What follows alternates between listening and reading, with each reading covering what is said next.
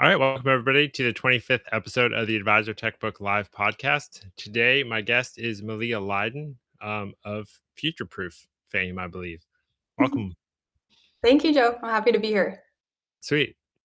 Yeah, so I thought it was interesting. We met actually through a conversation with Matt, and then we started chatting about introversion and speaking on stage. And I spoke on stage one time, and I was like, I'm never doing that again. But I thought it'd be fun to chat about that and whatever else comes up. Um, What do you consider to be your area of expertise? So I guess it's the content. So my background is in journalism. I come from traditional newspapers, kind of got my start there.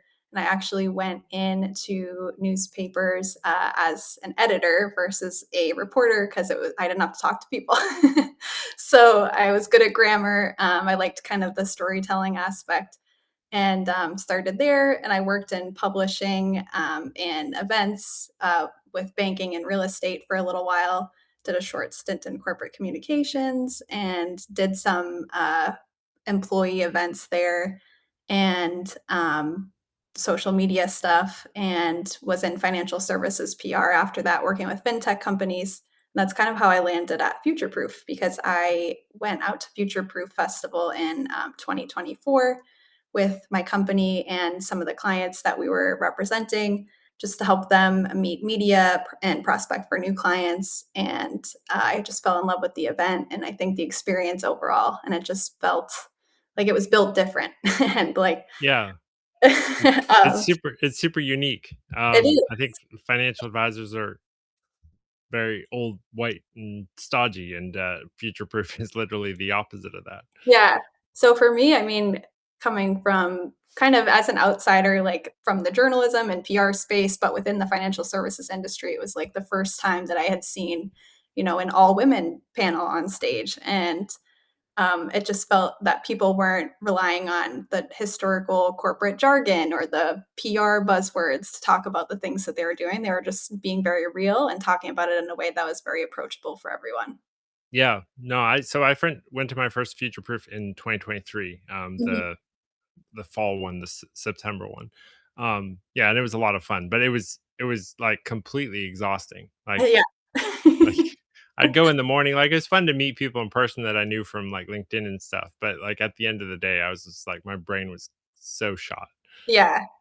Yeah, I think there's something very intimidating about coming into an event, especially one of that size. And if you don't know anyone too, and maybe you're coming by yourself or you just have one colleague and you're kind of out of your element and they're you're trying to network, but you're trying to take everything in. It's kind of like drinking out of a fire hose. But I think there are these little moments where you can connect with people where it doesn't feel so intimidating. And I think just the community that we've built around it, the type of people who show up to the events, they're very welcoming and approachable, which is really cool. Yeah, I mean, I think like part of that is even just some of the opportunities to network through activity based things. So things like mixology classes. So, if you're going into like a regular networking event, it can be very intimidating to go up to someone and shake their hand, give them your pitch and everything. But if you're kind of doing an activity and you're just talking about, what's in front of you, it's a lot more natural. sure. And even if you're No, going, yeah, sorry, for go ahead. sure. I know there was one that was like a pizza making tent, and I walked up with someone else, and I was like, "I don't wanna make a pizza," and I left, but, there are a lot of cool things like that. Yeah. And I think even if you go to sessions, a little bit early, it's a little like you can connect with people in a smaller scale and have these little moments where it doesn't feel so overwhelming. But definitely, it's good to build in those moments of just like being able to disconnect and unplug at the end of the day. I Yeah. have this memory of one of the networking events that we did. We do like this advisor networking series, and I was with one of the company contacts there, and we were kind of getting everyone off and running at the event. And she was on her phone, and she was like, "I don't mean to be rude, but I'm such an introvert." And at the end of the day, like I can't keep networking and talking to people. So she was like, "Is it okay if I just sit on my phone and we just sit here together?" And I said, "Yeah, that's totally fine." And she didn't even want to go into the dinner because she was like, I can't continue to have conversations with people. I'm Oh, just so burnt out. yeah. And so we got her set up with just taking dinner back to her room so she could just like unplug. But then the next day, we saw each other and bonded about how great the dinner was and like how funny that experience was. So I think there's just these little moments that you find that make it easier to make connections and they're a little bit stickier. Yeah, for sure. Yeah, so I was invited to speak at Nashville Edge last year. Mhm. And so like I went on stage, I did my thing, I got off stage, I chatted with like maybe 3 people, and I don't know if you've ever experienced this, but like my body was like buzzing. Like Yeah, it's almost like you're on a massive high and your brain is like barely functioning. So yeah. like I was talking to people, but you can see in a couple of the pictures, You're just like my eyes were like glazed over. I was like completely toast. yeah. And I ended up just leaving and like going and getting some barbecue and then driving home because I was like, I can't do this anymore. It's an unnatural state to be in almost. It's interesting because I think, as an attendee, when you're at events, you see the people on stage and you think like, wow, they're just so polished. They have it all together. You don't know like what's going on behind the scenes and how they feel about speaking on stage or Right. whether they're nervous or anything like that. So I think part of what's interesting in my role now with Future Proof is I do a lot of the on-site, like just helping speakers get to and from where they need to be, making sure everyone shows up on time, getting them prepped and ready to be on stage. And I think you see people in these kind of vulnerable moments where it's like, we have speakers at all different levels where some could roll out of bed and go on stage and don't need any prep. And there's others where Sure. it's maybe their first time speaking on stage. And so part of that for us is just kind of like making them feel comfortable and talking to them maybe about something that's totally unrelated to what they're about to speak about or the event, but it makes them feel gets their mind off it, makes them feel comfortable. But then you see after they get off stage, sometimes it's like this feeling of being in this state of discomfort, but they did it and they accomplished it, and then it's like it is like a high if you're comfortable with that, Yeah.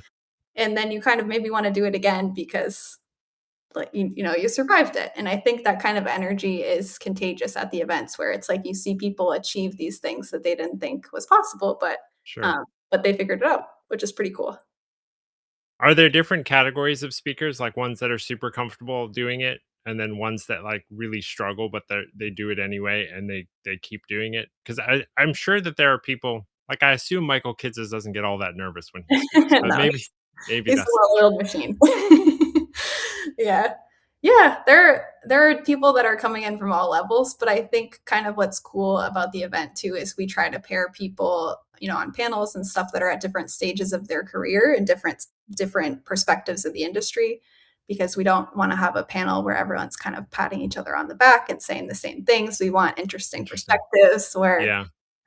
people are, like what we were doing with the research calls that we did with you, like kind of debating things from different sides of the coin and um, broadening your mind, figuring out new ways to maybe approach a problem.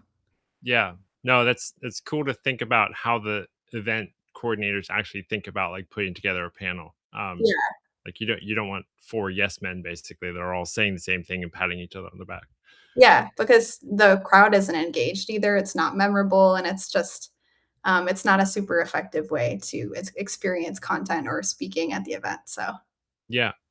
So what is do you mind sharing a little bit more about your role with Future Proof? Like what do you it's I assume it's like a year-round role, but there's only 2 events per year now, is that correct? Or are there 4 events? yep, we have 2 events per year. We've Okay. kind of all in on the 2 big events that we have. But my role with Future Proof now is event content manager. So I work really closely with our CEO Matt Middleton and CC Persha, our production manager, on developing the content for the events. So that's everything from doing the industry research and the development of the sessions to helping with speaker selection, speaker prep, doing all the on site stuff as well, helping source entertainment and all of that. So it's a lot of fun.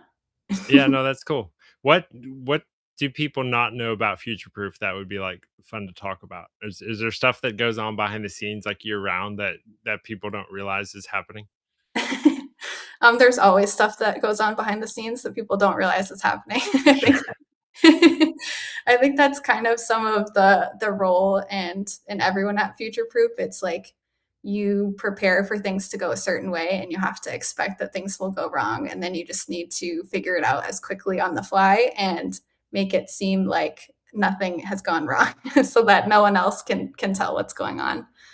Um, but things that go on behind the scenes, things that people wouldn't know about future proof, I'm trying to think. I mean, I think there's just if you think about like when you plan a party or if you host parties or having a dinner party, like there's a lot of like you probably put people together, you want things to go a certain way, but there's actually so much science and like intention behind kind of making the magic of having people connect well and the Yeah. experience be positive. And so there's a lot that goes on behind the scenes of just thought about thinking about every part of the experience, which is kind of cool. And for me, because I've been as an attendee and now I'm on the inside, it's amazing to see all that it takes to have the events come to life. So even though there's only 2 events per year, it keeps us busy, year round, so Yeah.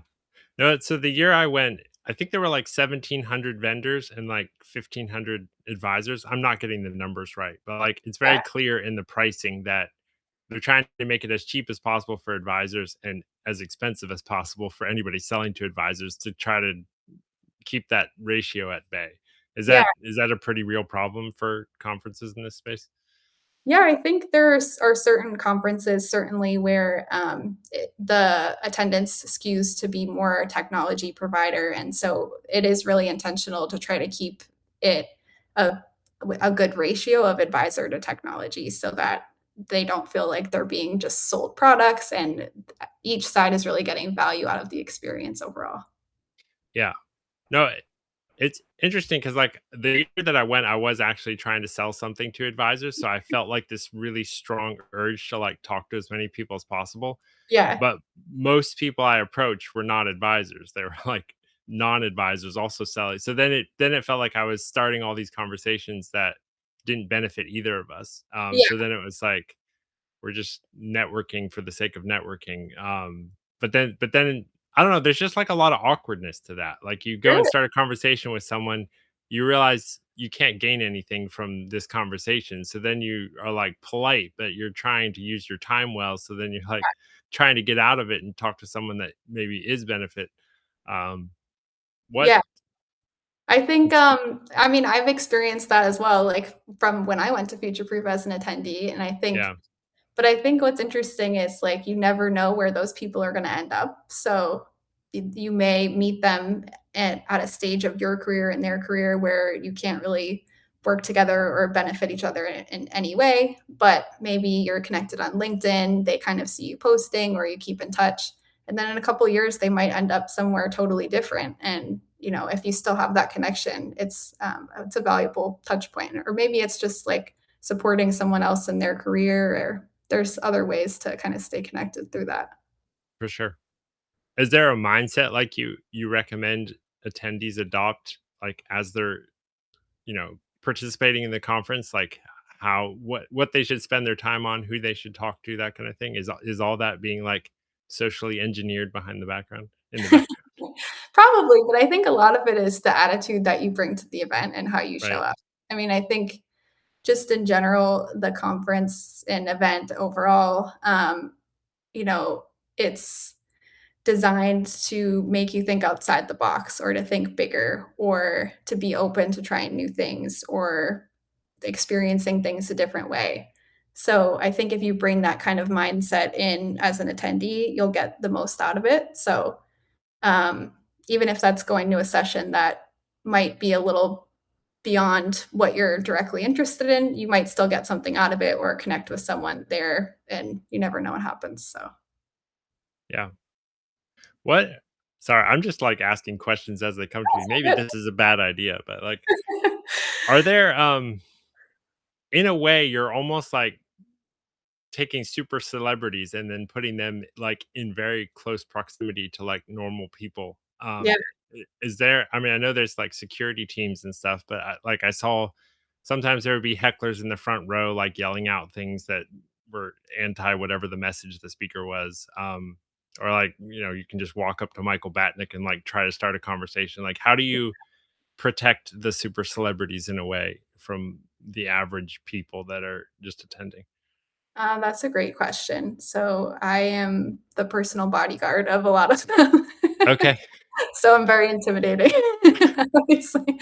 Um, so yeah, I think it's interesting because a lot of that is also comes into the perspective of the people who are speaking and more are some of those super celebrities. So sometimes in advance of having a big speaker come, their corporate communications or PR teams will kind of tell us, after the event, people are going to come up to try to talk to them. Don't let them come up or talk to them. And then what we Okay. find at the event is a lot of the speakers want to engage with the people that are there, and Sure. they'll push back on it, and they want to have those conversations, and they want to stay and talk and get that real perspective from people. So, and then we find that they end up staying, 30, 45 minutes after taking pictures and just chatting and talking about different pain points that they're experiencing in their roles. But yeah, there is also sometimes we have to like whisk people away or or things like that. But people are, I mean, so far people have been pretty great with each other. I think overall, and the community is welcoming. But I think yeah, there's probably things everywhere that happen. Do some speakers like request a larger bubble than others? Like, I don't want to be within 100 feet of anybody after I get off stage or something. Well, some speakers will bring their own security teams. So, Oh, really? so, Wow. so yeah, we have that as well. Those are for more of the VIPs. So it's like coordinating with them in advance so they can get a understanding of the layout and then kind of escorting them to leave if that's what they choose to do. So Yeah. depends on the person. Yeah. It would be fun to get into like the psychology of speaking a little bit. Yeah. Like from my experience, you're on stage, you're sitting in front of like hundreds of people. The lights are really bright. So Yeah. like you can't quite even see anybody. Like there's people in the audience that like personally, so there's the awkward part of like I'm sitting in front of a ton of people that know me, and like the human brain almost can't even quite um deal with all of those stimuli at the same time. So I Yeah. think that's probably why I experienced and probably other people, like, you get into this, like, super hyper state that Yeah. that's then, like, really hard to get back down from afterward. Yeah. I think I found too, it's like, I think back to if I traveled abroad by myself, just as like a experiment to see like, can I handle this? Can I handle the challenges and can I figure it out if something goes wrong? And I think, yeah, pretty much as soon as I got there, there was something that went wrong, and it was like I didn't have any way to contact or like strategize. So you just kind of all the noise and everything gets blocked out, and you just get hyper focused on like what's the task at hand. I need Right. to survive this and like and figure it out, and then you get through it and yeah, you move on. So it's uncomfortable, and I think it's hard to sit with that discomfort, especially when there's so many, like you said, external stimuli happening too. Yeah. Have you done some speaking at Future Proof or been in part of any of the panels or anything? So I haven't been a part of any of the panels. I have only done MC stuff because I'm very new to this, and Okay. but yeah, probably when I was about 2 or 3 months in, Matt, our CEO, asked me what I thought about going on stage, and it was probably the most scary thing I could have thought of.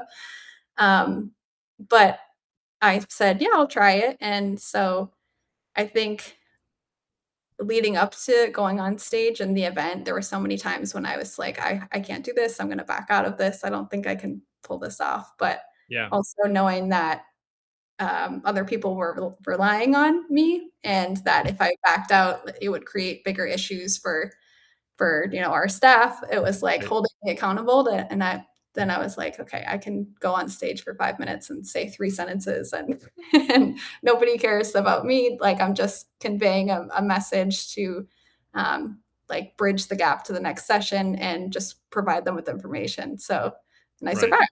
So That's good. Surviving is the first step to doing it again, I guess. it is, yeah. So yeah, Yeah. So, like, I was in the military, and so, like, I would participate in parades and stuff where, you're marching alongside a bunch of other people, and, like you just don't stand out because you're like you're in a uniform, and the only people that are aware of you are like people that you know. But I feel like on stage, if you're especially if you're the one talking, like everybody is watching you. Yeah. Um, it's just a super intimidating thing to deal with. Yeah. So for you going into maybe potentially doing it again, what are the things that are sticking out to you for the next time? So I think you have to figure out your why, like because um purely from like, do I enjoy doing this? No, it's like terrifying. Like I would never want to do it again. Yeah. Um, if you truly are doing it to help other people and you feel that almost like sacrificing yourself in a way, like sacrificing your comfort to help other people, if you think that what you're going to say is going to help people, I think that's one way maybe to overcome it a bit. Um, I think it's like it's very easy for me to write and to post on LinkedIn and stuff. Like I can do that. It's getting easier to like do these podcasts and stuff. Mhm. Um, but the idea of speaking on stage is still very intimidating. Um, like even just this past week, I was invited to like lead a roundtable at a conference, and I was like, I don't want to. Like it sounds like a terrible idea, but I Yeah. feel like I should say yes and then just like deal Figure with it out. Yeah. yeah, I think that's kinda what it is, and I feel the same way about, writing versus speaking. It's like something about writing, you can edit it, you can think about it. It takes time, it's not immediate, but when you speak, it's like you can't get those words back. So, you sure. have to be more articulate and, yeah, it's a lot of pressure. And it's very easy to like it's very easy to write something and then send an email to a bunch of people or post Yeah. something on LinkedIn than it is to like say something to someone face to face, which I think is actually a bad thing Yeah. as well. Like, especially with platforms like Reddit or something where most people are semi anonymous, Mhm. um, you can say whatever you want. But it's like when you actually have to say something to someone's face, that's also different. Yeah. Yeah, and I think it's like, of course, in the age of AI and everything, it's like you just being yourself and like coming into your human, like all the parts of you that make you who you are, and like owning that vulnerability is kind of like what makes you stand out too. So, Do you do you guys keep like lists of speakers and then topics that they're good at and then like identify which ones go best with other speakers for certain topics, or like how practically does all that get managed? yeah, we definitely do. This year in particular, I feel we have done a lot more trying to source new speakers, and Okay. we're not having a lot of the same people at the events. I mean, of course, it's like you start to build relationships with people, but you want to keep things fresh because if you keep doing the same thing, rinse and repeat, then it's not effective. So I think across the board, whether it's speaking or just producing the event itself, we're always kind of getting feedback about from attendees about what worked, what didn't, and then we are actively trying to adjust and evolve things accordingly. So Yeah. No, that is interesting. So if you have like the same top 100 people that speak at every single conference, it will get boring basically. yeah, and I think you see that at a lot of the industry events. It's like Sure. I mean, the relationships are strong, and so the same people kind of end up speaking on the same panels with the same people, or it just becomes the same. And so, as much as we can avoid that, I think we'll try. Yeah. No, even like I'm sure you're aware of this in marketing or content creation, like if you say the same thing everyone else is saying, you'll just get scrolled right past. Like you Yeah, almost have to lean into saying nonconformist things in order to get attention. yeah. I know you've been doing a lot of that lately. I have been. No, but I don't think you should do it just to do it. I think you should do it when you actually believe it, obviously. Yeah, Um, but even I don't know. I mean, I think that's one of the issues with AI is like AI is every word that AI produces is coming from the same database of words, the same, and it's an algorithm that decides how to put what words where. yeah, So when a human decides to write something using AI, it's going to sound very similar to everything else AI writes, yeah. unless it's got a very strong prompt to sound different. Yeah.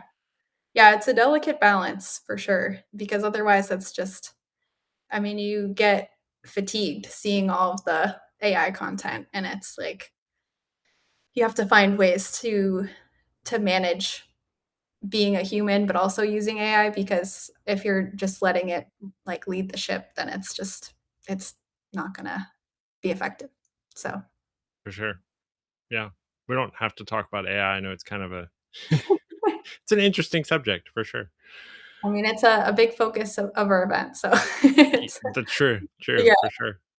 Um, what so let's say someone is thought leader is a weird word, but like what if someone is like a new voice in an industry or they're trying to gain some traction? What advice would you give them about maybe getting into speaking or considering speaking? I think, making your presence known. So whether that's, I come from PR, so whether that's working with a PR company, if you're working at a company and you want to build up your brand within the company, or like, like what you're doing on LinkedIn, just kind of posting and starting community building on LinkedIn. So being authentic in how you post, but also in how you engage with other people is important. And just making yourself, yeah, visible to being found as a speaker. So also, if there are opportunities to do videos or things like that, if you're not getting necessarily like a media interview, produce your own videos. I think the barrier to entry is so much lower than it once was for being visible online. So there's a lot of opportunity there. But in terms of speaking at the events and everything, we have like a speaking portal where you can put in your submission. But I think also just kind of connecting with people at the events and meeting people and making yourself known and coming up and introducing yourself is great. Um, and just again, some of the things that we talked about in terms of like getting into speaking is like being open to trying something new and kind of getting comfortable with being uncomfortable um, and evolving from there if things go wrong. Yeah, no, for sure. I think that's kind of some of my point around organic growth is like the Yeah. number one way you grow organically is to like as a human being, like grow as a human being. Yeah. Um, if you're currently making 10,000 a month and you want to make 100,000 a month, well, clearly the person making 100,000 a month is not the same person that you are today. Meaning, like they have different beliefs, they have different mindsets, they have different thoughts, they're doing different things, they're spending their time differently. So, like that person is actually literally a different person than whoever you are currently.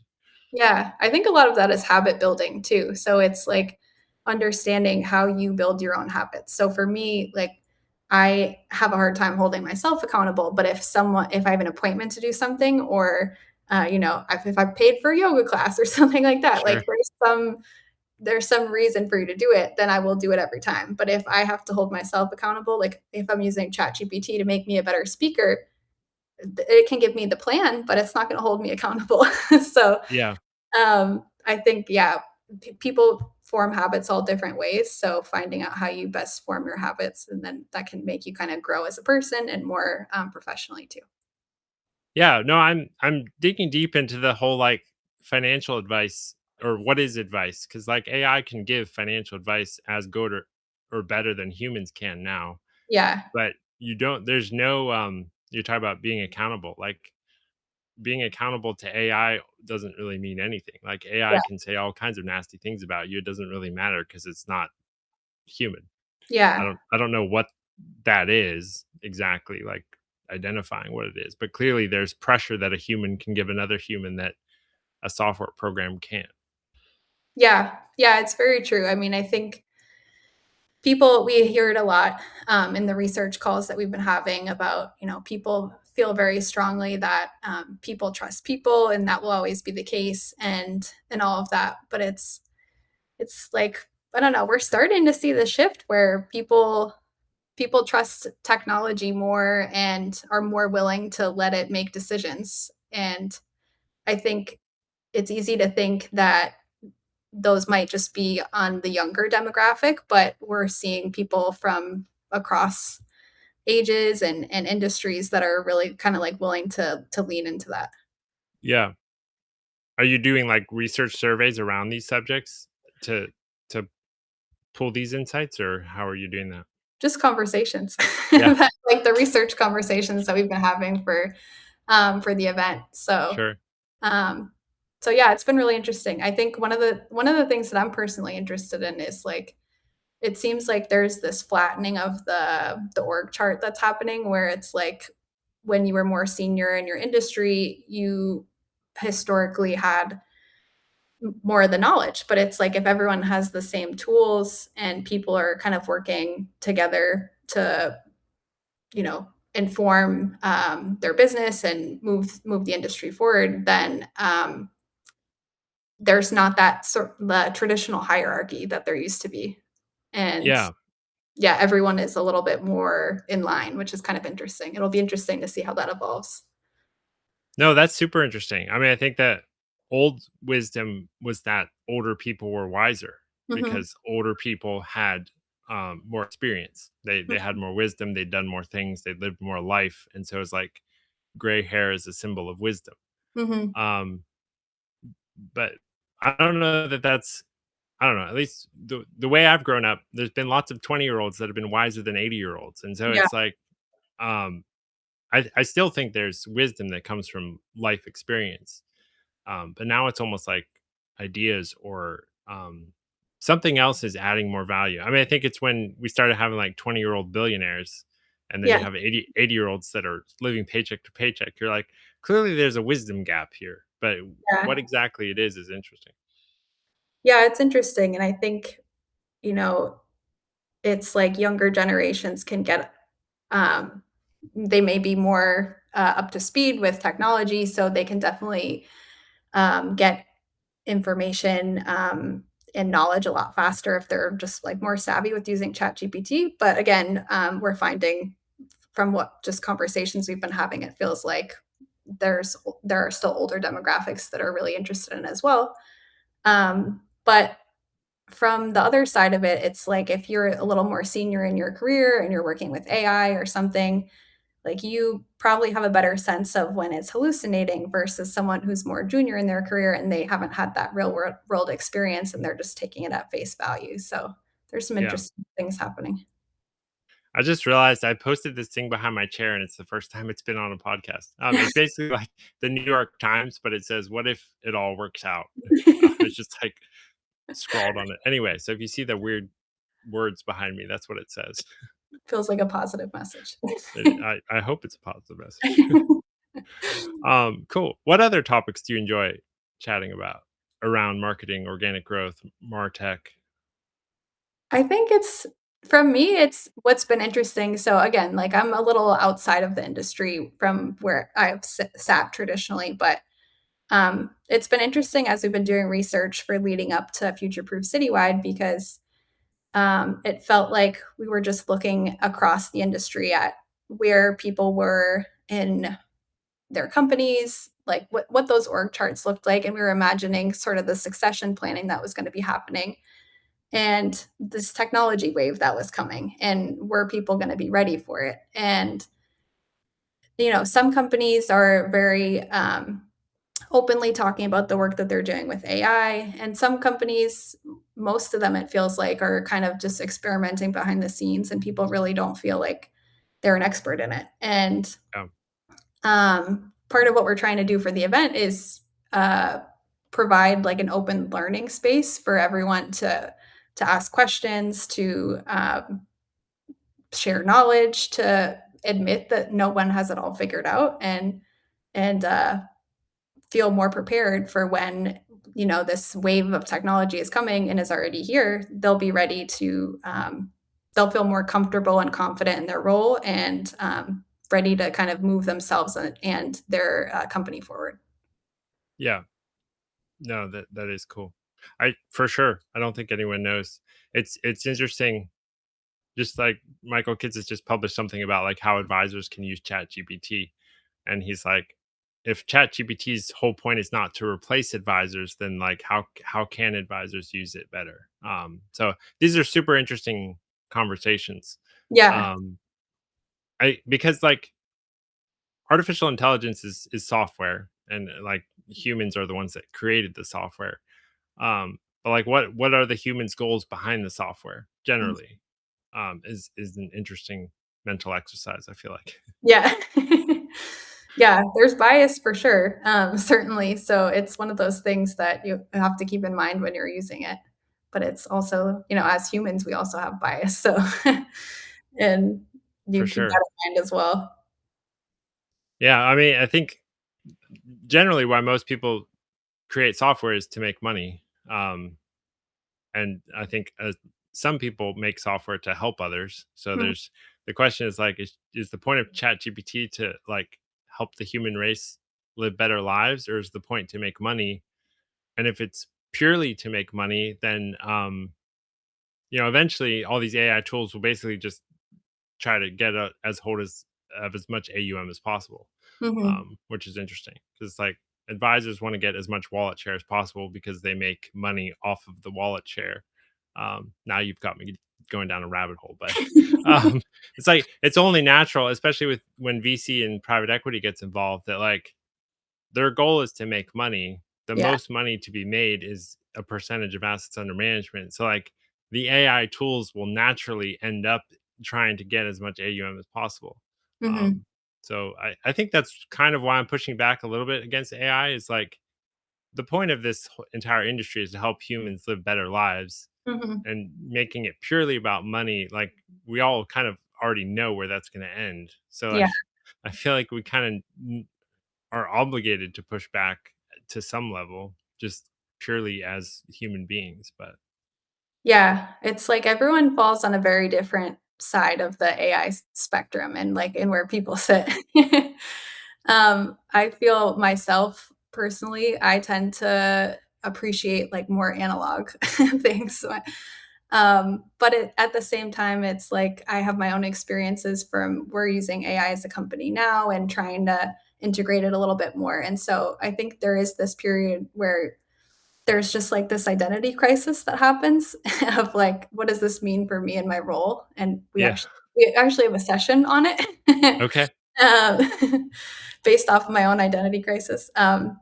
And so it's just like one of those things that, again, you have to kind of get comfortable with being uncomfortable. And one thing that I've found that's been interesting is like instead of treating AI like a just a tool, like you're just treating it like a coworker, and you have to almost be like more empathetic to it, and like, which is crazy to say because it's AI, but right, it's like I don't know. I think I someone had said this that we were talking to from one of our research calls. It's like if you have an employee that's worked at your company for 4 years, like you've built trust over time because they've had experience, they've done certain projects, they've failed, they've made right. changes, and it's interesting if you think about AI in that way of like it has a certain amount of years of experience working with you and like just kind of learning how to use it almost as like a,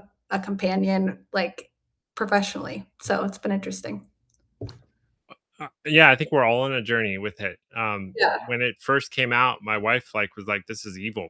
Chat GPT is literally evil," and I was like, way more pro AI just because I'm a technology guy. Like I love technology, and so like I was super into it. I was using Chat GPT like multiple times a day.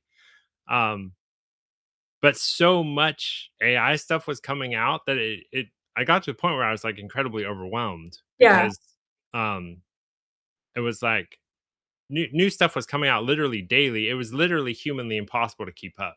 Yeah. Um, and then eventually, like, so I actually like took like 3 or 4 months off LinkedIn to be honest. And then eventually, I was like, all the first principles are the same, like Mhm. trust, human connection, sales, marketing. Like AI hasn't changed any of the foundational principles of like business and human experience. And I think you know some of the categories got more clearly defined. I think sometimes you just have to have time to when something new comes out, it just takes time to figure out what it's good at and what it's not good at and how Mhm. humans are going to use it and stuff. Yeah, and use it accordingly, so you're not using it across the board for everything, but you've kind of figured out, like, those individual use cases where it works best. Yeah. I Yeah. don't know if you saw Bob Veris did a write up on me, and one of my posts I like wrote out by hand with a pen, and I did it by candlelight, and he's like, I don't know what Joe has against electric lights, but it was it was really funny. I think it's just the desire for analog experiences. It's the desire for real things. Yeah. There's something And nostalgic about that yeah, too. for sure. Um, it will be interesting to see. I mean, now there's all these apps and tools to like block all the social media on your phone, or there's these minimalist phones that like only have a phone and texting and map capability. Um, there's like electric typewriters, so all you see is the words and there's no distractions. Yeah. Um, It's so funny that we need technology to, like, get the rest of the other distractions and technology out, so that is funny. It's almost like a self defeating cycle or something. yeah. Cool. What else have you been thinking about?